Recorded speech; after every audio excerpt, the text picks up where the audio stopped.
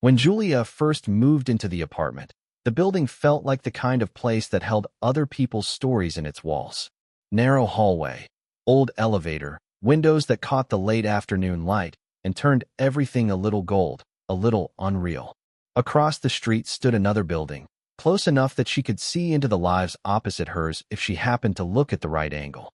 She was unpacking boxes, still half living out of suitcases, when she noticed the bird. It was perched on the window ledge of the building across from hers, perfectly still, facing her room. At first, she smiled. Birds landed on windows all the time. The city was full of them. Pigeons, sparrows, the occasional crow moving like a shadow with intent. But this one returned the next day, and the day after that, always around the same hour, as if it were following a schedule. Julia found herself glancing up before she even reached for her keys, then again while making coffee, then once more while standing at the sink. And there it would be, a small dark shape against the glass, silent and motionless, staring directly into her apartment. She told herself it was nothing. "You're being ridiculous," she muttered once, half laughing as she drew the curtains. But the laugh didn't last.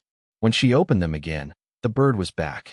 There are moments when a pattern begins to feel less like coincidence and more like intention. Julia started noticing the hour, the angle of the light, the way the bird seemed to appear only when she was alone in the room. She changed the plant on the windowsill, thinking perhaps it had been attracting it. She adjusted the lighting. She even swapped the blue sweater she liked to wear for something brighter, then darker, then not at all. Nothing changed. The bird kept returning, patient and unbothered, as if the room itself belonged to it too. By the end of the week, she had stopped calling it just a bird. She watched it from behind the curtain, pulse quickening each time it tilted its head. Once, she stepped outside, hoping to catch sight of it from the sidewalk. For a second, she thought she had lost it entirely. Then she looked up and saw another movement from a different window, another angle, as if the same presence had shifted position to keep watching her. That was the moment the mystery began to feel personal. And yet, in stories like this, the answer is almost never what fear imagines first. Birds are observant in ways most people never expect. They remember faces. They track routines. They notice reflections, territory, food sources, threats. They map the world with a precision that can look, from the wrong side of a window, almost human. So what was this bird really doing there every day? Was it watching Julia, or something in the glass? At first, Julia told herself it was nothing more than habit. Cities are full of patterns that seem personal until you look closer. The same commuter on the same platform. The same delivery truck at the same corner. The same bird on the same window. Still, this one felt different.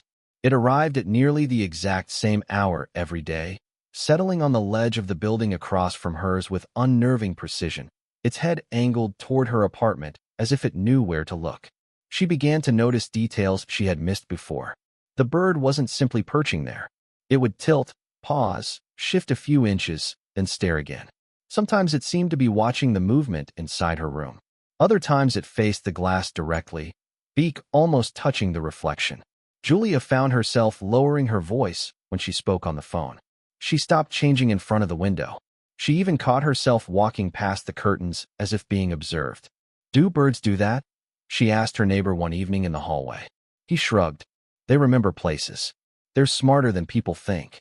That answer should have helped. Instead, it made the mystery feel larger. Julia started testing it. She closed the curtains before the usual hour. The bird came anyway and landed on the ledge opposite her, waiting. She moved a chair away from the window. It shifted to another angle. She turned off the lamp. The bird remained. She replaced a red plant by the glass with a darker one, then changed the light bulb, then wore different colors in case, absurdly, some feature of her room was attracting it. But every day the bird returned with the same calm persistence, as if her adjustments meant nothing at all. What made it stranger was what happened outside. When Julia left the apartment building, she would sometimes spot the bird again farther down the block, suddenly appearing on a wire, then on a storefront awning, then on a neighboring roof. Not always the same bird, she told herself. That was the rational explanation. Yet the timing was so precise, the repetition so exact, that her mind began doing what human minds do best, building a story from fragments. And that story was hard to ignore. Because the truth about birds is that they do not see the world as we do. They map it. They memorize it.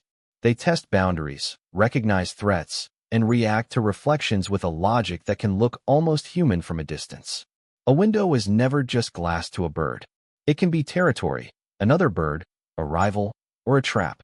In a city full of mirrors and reflective surfaces, that confusion happens constantly, invisibly, all around us. Julia had not yet learned that. She only knew the feeling of being watched. And the deeper she looked into it, the more the question changed. Was the bird following her, or was it returning to something it believed was there all along? By the time Julia starts paying closer attention, the bird has already become part of her routine. Same hour, same window, same stillness. It arrives just after the afternoon light shifts across the opposite building, perching on the narrow ledge as if it has an appointment. Julia first notices the precision of it, then the persistence. Birds come and go, but this one returns with unsettling consistency, almost as if it knows exactly when she'll look up. She tries to explain it away. Maybe there's food nearby. Maybe it's nesting season. Maybe it simply likes the view. But the feeling in the room changes every time it appears. Julia catches herself pausing mid-task, listening for the faint tap of claws against glass. She begins watching the bird as much as it watches her, studying the angle of its head, the way it tilts one eye toward the window, then the other, as if assessing something just beyond the pain. "I'm probably imagining it," she tells a friend over the phone, half laughing, half uneasy. Her friend gives the kind of answer people give when they don't want to feed a fear. "It's just a bird, Jules." But that doesn't settle anything. If anything, it makes the pattern more unbearable. Because the bird doesn't merely appear. It reacts. When Julia moves closer, it stays. When she steps back, it holds its position. When she turns on the lamp, it seems to lean toward the light. Then comes the first small experiment. Julia closes the curtains. The next day, the bird returns to the same spot. She switches rooms, then notices it on the side window. She removes the plant from the sill, thinking maybe it's protecting a nest or searching for seeds. Nothing changes. The bird continues its vigil with the patience of something ancient and unreadable. And the more Julia tries to outsmart it, the more the mystery expands. Outside, she glimpses it again from the street, perched on a railing, then later from a different angle near the corner of the building, as though it has moved ahead of her. The sensation is no longer just that she is being observed. It's that the observation is following a logic she cannot yet see. What Julia doesn't know is that birds are not passive creatures drifting through our lives. They are map makers, pattern readers, highly adaptive minds with an extraordinary sensitivity to reflection, territory, and threat. And in a city full of glass, light, and mirrored surfaces, the line between another bird and one's own image can become dangerously thin. The question is no longer why it keeps coming back. The real question is what, exactly, it thinks it sees when it looks into her window. By the time Julia started filming, the fear had changed shape. It was no longer just a feeling in her apartment. It had become a pattern she could show someone else. The bird arrived at the same hour almost every day, landing on the opposite window with a precision that felt deliberate. Julia would stand very still, phone in hand, while the bird tilted its head and stared back through the glass. "Look at this," she whispered one afternoon, half to herself, half to the empty room. "Tell me that's normal." At first, the recordings seemed to prove her point. In every clip, the bird returned to the same place, sometimes hopping along the ledge, sometimes pecking lightly at the window frame, sometimes freezing in a way that looked unervingly aware. But when Julia shared the footage with a neighbor who worked in building maintenance, the answer was disappointingly ordinary.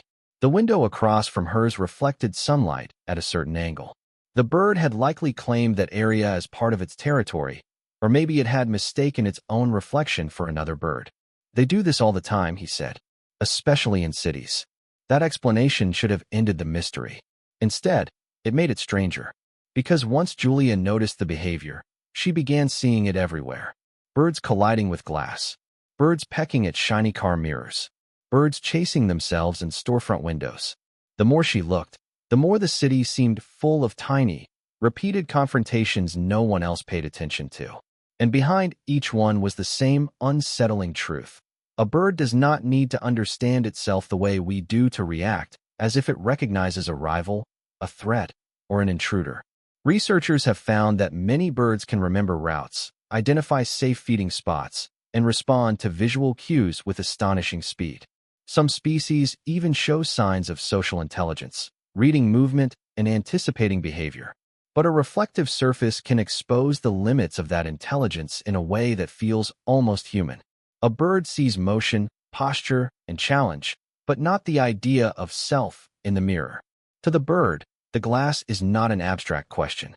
It is a living problem. Julia watched the window one last time as daylight faded, and for the first time she understood the real horror of the pattern. The bird had not been selecting her. It had been responding to a world it could not quite decipher, using instinct sharp enough to seem intentional.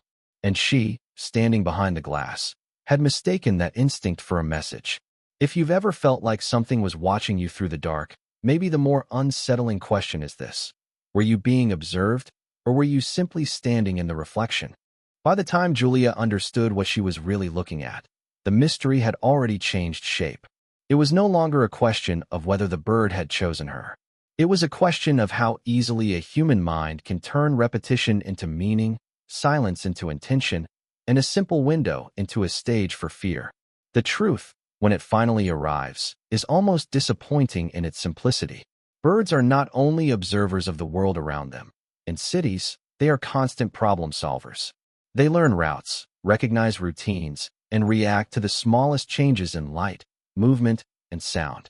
A reflective surface is not just glass.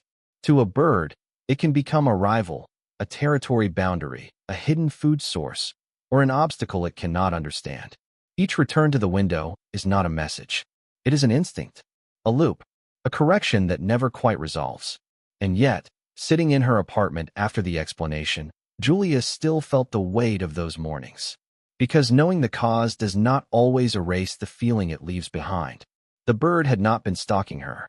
It had been fighting an image. But from inside the room, from the human side of the glass, that distinction was nearly invisible. What looked like observation was really misrecognition. What felt personal was just biology meeting architecture.